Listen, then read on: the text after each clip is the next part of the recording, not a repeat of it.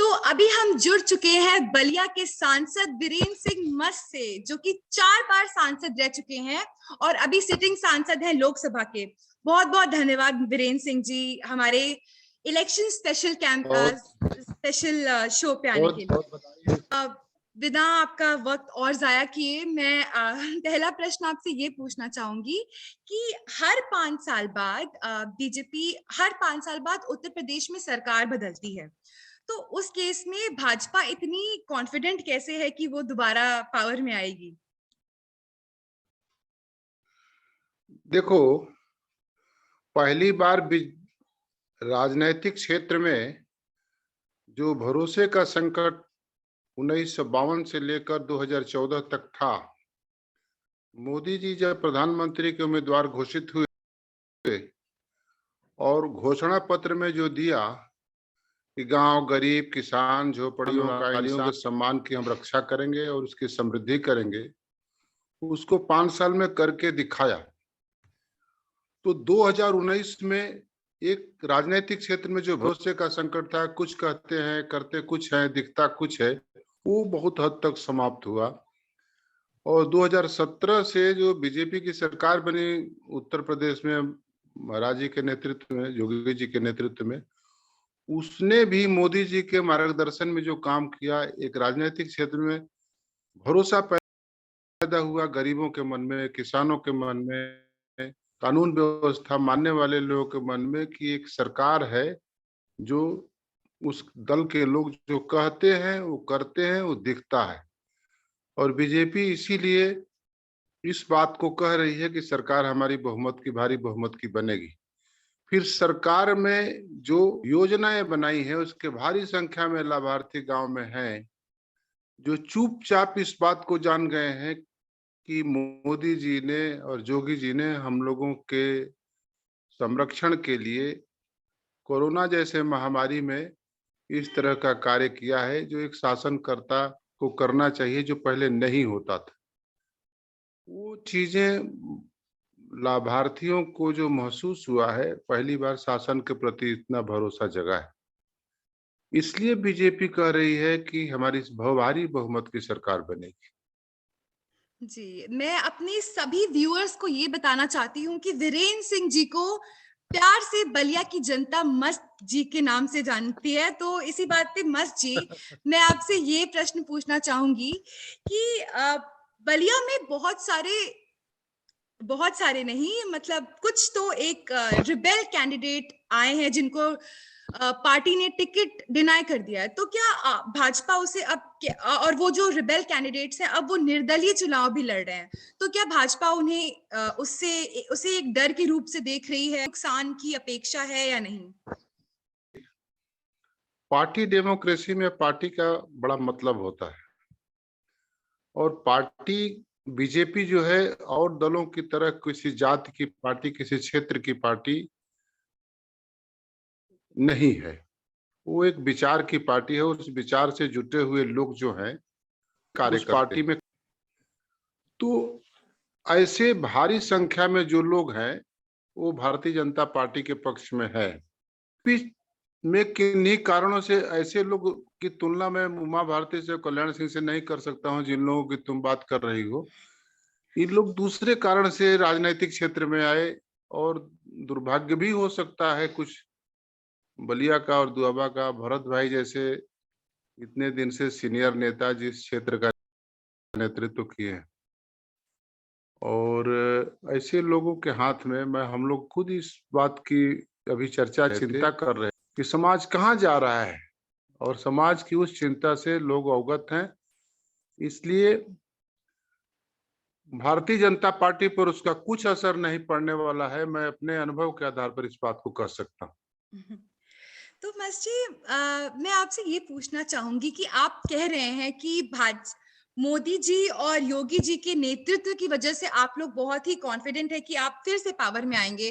तो फिर इतने कॉन्फिडेंट होने के बावजूद भी आप लोगों को क्यों जरूरत पड़ी सीट्स को रीशफल करने की? आनंद शुक्ला जो कि बलिया सदर से एमएलए हैं, उनको बैरिया भेजने की, और दया शंकर सिंह जी को बलिया सदर में लाने की लखनऊ से। तो इतना कॉन्फिडेंट होने के बाद भी इन समीकरणों का क्या जरूरत पड़ा? देखो, मोदी जी और योगी जी एक विचारों का नेतृत्व करते हैं जिसकी भारत के समाज में बड़ी भारी मान्यता है, और उस मान्यता के कारण से बीजेपी की स्वीकार्यता देश में और प्रदेश में है। तो कुछ तो चुनाव का एक मुद्दा नहीं होता है, चुनाव के कई मुद्दे होते हैं। मैं अपने अनुभव के आधार पर कह सकता हूँ, हो सकता है कि वो सही नहीं भी हो, लेकिन चुनाव के कई मुद्दे होते हैं। एक मुद्दा सामाजिक समीकरण का भी होता है। तो सामाजिक समीकरण में यह मुद्दा कि किसको कहाँ लड़ना चाहिए, वो पार्टी की पार्लियामेंट्री बोर्ड फैसला करती है। उन चीजों पर नीचे से ऊपर तक विमर्श होता है कि वो अकेले नहीं कोई करता है। भारतीय जनता पार्टी नीचे ब्लॉक स्तर से, गांव स्तर से बनी हुई पार्टी है, और वहां के कार्यकर्ता, वहां के लोग जो काम करते हैं पार्टी में, उनकी राय शुमारी की जाती है। प्रत्याशी तय करने की प्रक्रिया 5-6 महीने तक चलते हैं। फिर पार्टी की केंद्रीय पार्लियामेंट्री बोर्ड इस बात का फैसला करती है, और उसी का परिणाम है कि बलिया का उम्मीदवार तय हुआ है और दोबा का उम्मीदवार तय हुआ है। जी। तो मसी आप किसानों की आप किसानी से बहुत दिन से जुड़े हुए हैं, आप किसान मोर्चा के अध्यक्ष भी रह चुके हैं। तो उसके नाते मैं आपसे ये पूछना चाहूंगी कि आपको नहीं लगता कि ये जो 3 फार्म लॉज रिपील हुए हैं, इनके रिपील होने की वजह से वेस्टर्न उत्तर प्रदेश में और स्पेशली पंजाब में भाजपा को नुकसान उठाना पड़ेगा चुनावों में? देखो, किसान की पहली बार किसी सरकार के प्रति भरोसा पैदा हुआ। मैं भी 91 से संसद में हूँ। किसी सरकार ने कभी 5 पैसा भी किसानों को नहीं दिया। ये पहली सरकार है जिसने किसानों के, देश भर के किसानों के खाते में 6,000 रुपया दिया। और हम लोग किसान हैं, इस बात को समझ सकते हैं कि जिसका भी नाम खसरा खतौनी में है, सबको पैसा मिला है। आषाढ़ में और कार्तिक में 2 रबी और खरीफ की फसल होती है। कितनी कठिनाई में किसान होते हैं समझ सकते हैं।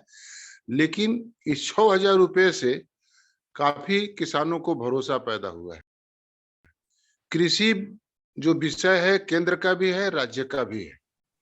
पंजाब के किसानों की एक अलग तरह की समस्या है। वहां मंडी कानून कायम है। मंडी कानून में बड़े बड़े लोगों को मंडी पर उनका कब्जा है, और वो तय करते हैं सरकारी दाम, चाहे जो भी तय हो खेती के उत्पादन का, लेकिन वो तय करते हैं कि खेती का उत्पादन का दाम कितना होगा, और किसानों को उन्हीं के मंडी पर बेचना भी पड़ता है। लेकिन वह जब कानून प्रधानमंत्री ने वापस कर लिया, तो फिर उस पर बहस करने की और उस पर आपत्ति करने की जरूरत ही नहीं है। ये जरूर है कि किसानों के लिए अलग से कानून बनना चाहिए जो किसानों को लाभार्थी बनाए, उनके उत्पादन की लाभकारी कीमत मिले। और कृषि अर्थव्यवस्था, ग्रामीण अर्थव्यवस्था ही भारत की जो है, वो देश को आर्थिक रूप से मजबूत कर सकती है। वो कुछ लोगों का ही आंदोलन था जो फ्रांस में, अमेरिका में और कनाडा के पार्लियामेंट में बहस का विषय बना था। पर वीरेंद्र सिंह जी, पर अगर वो आंदोलन भले ही आपके हिसाब से नेशनल पैन इंडिया ना बन पाया हो, लेकिन फिर सरकार ने फिर वो रिपील क्यों किए वो 3 फार्म लॉज? ऐसी क्या मजबूरी आ गई थी? देखो, वो लोग अभी शंका में इस बात के रहते हैं कि फिर इस तरह का दबाव बनाया जाए कि इस तरह के कानून न बने। लेकिन मुझे लगता है कि भविष्य में किसानों की समृद्धि के लिए व्यवस्था उनसे संवाद करके ही की जाएगी। और यह बात पहली बार समझ में भी आ गई है कि किसानों की ही समृद्धि से देश की समृद्धि का मुकाम तय हो सकता है। जी। तो वीरेंद्र सिंह जी, जैसे आपने कहा कि कैंडिडेट के लिए कैंडिडेट चुनने का हाँ, प्रोसेस 5-6 महीने से शुरू हो जाता है, और आपने खुद ही अभी मेंशन किया कि जनता के पास जाया जाता है, कि जनता में सर्वे जाता है। तो एक तरह से क्या मैं ये समझूं कि अभी जो रीशफलिंग बहुत बलिया डिस्ट्रिक्ट में हुई है, तो क्या जनता कुछ और चाहती थी, जनता सेटिस्फाइड नहीं थी सिटिंग एमएलए से, इसलिए रीशफलिंग हुई है सीटों की बलिया में? नहीं, जनता, मैं कह सकता हूं कि जनता के चाहने पर ही सारे प्रत्याशी नहीं तय होते हैं। लेकिन कुछ पार्टियां और हमारी पार्टियां भी सर्वे भी कराती है, तो सर्वे में भी एक परिणाम आते हैं, लेकिन सर्वे के ही परिणाम पर पूरा प्रत्याशियों के चयन निर्भर नहीं होते हैं। पार्टी भी जो कार्यकर्ता नीचे काम करते हैं उनका भी फैसला और उनकी भी सहमति जरूरी होती है। लेकिन भारतीय जनता पार्टी निचले स्तर से ये सहमति लेकर ऊपर तक काम करते हैं, इस बात को मैं कार्यकर्ता होने के नाते जानता हूं, इसलिए यह मैंने बताया है। जी। अब ये मेरा आखिरी प्रश्न होने वाला है। बलिया से एक प्रधानमंत्री रह चुके हैं। बलिया डिस्ट्रिक्ट में अभी फिलहाल 7 में से 5 एमएलए हैं और 1 लोकसभा सांसद जो कि आप, और बलिया से 2 राज्यसभा सांसद हैं। फिर भी मस्त सिंह जी, इतनी सड़कों की हालत खराब है। स्पेशली हम जब बलिया सदर में काजीपुरा एरिया में जाते हैं, वहां पे एक ओपन सीवेज है जो कि वहां पे लोग बुरे स्थिति में रह रहे हैं।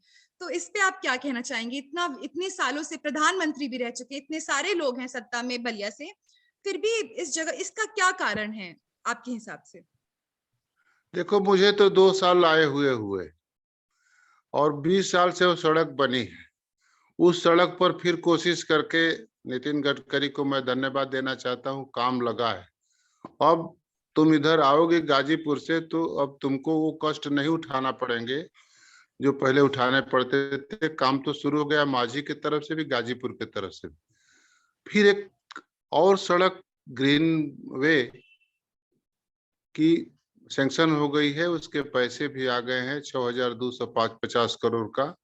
वो 4 लेन की सड़क होगी। सड़कों का अभाव था बलिया में और मैं कोशिश कर रहा हूं कि सड़कों का अभाव दूर हो।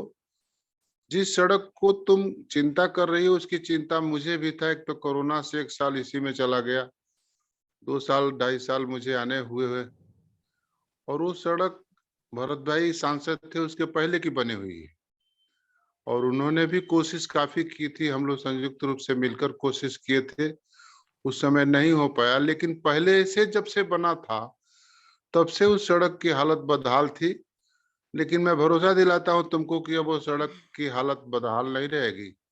और तुमने मुझसे ठीक सवाल किया कि यह एक बहुत बड़ा प्रश्न बलिया के लिए है, तो वहां के जनप्रतिनिधि होने के नाते मैं उसका समाधान भी कोशिश करके कर रहा हूं और भरोसा दिलाता हूं कि जरूर ही हो जाएगा। अब तुम लौटोगी तो उस सड़क पर तुमको कष्ट नहीं उठाना पड़ सकता। बहुत बहुत धन्यवाद वीरेंद्र सिंह मस्त जी। तो ये थे वीरेंद्र सिंह मस्त जी, जो जिनको बलिया डिस्ट्रिक्ट में पॉपुलरली बोला जाता है मस्त। तो बहुत बहुत धन्यवाद हमारे इस इलेक्शन कार्यक्रम पे आने के लिए। बहुत बहुत धन्यवाद। अपने इस इलेक्शन बहुत कैंपेन बहुत में बधाई। बिजी बहुत